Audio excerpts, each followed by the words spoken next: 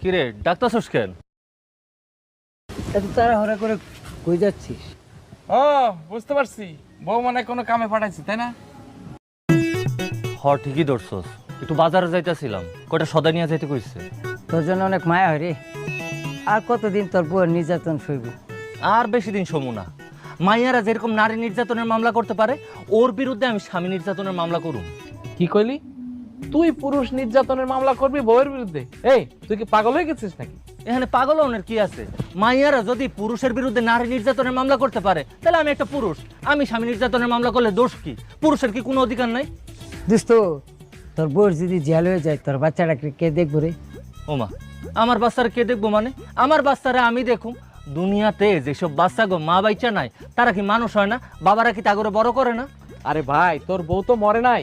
তবে একটা কথা কই, বড় ঠিকই হবে, কিন্তু মা যে কি জিনিস, মা যে একটা সন্তানকে কত যত্ন করে বড় করে, মা সন্তানের কাছে যে কত আপন, এটা বাবার কাছে না। বাবা যতই আদর করুক, বাবা বাবাই থাকে আর মা থাকে মার মতো। বুঝছি, তোরা দুইজনেই এখন আমার বউয়ের হয়ে সাফাই গাবি। ওই যে আমার বাড়িতে গেলে তো করে চা নাস্তা খাওয়ায়। আরে না, তোর মায়া সময়ের কথা ভাইবা বলতেছি।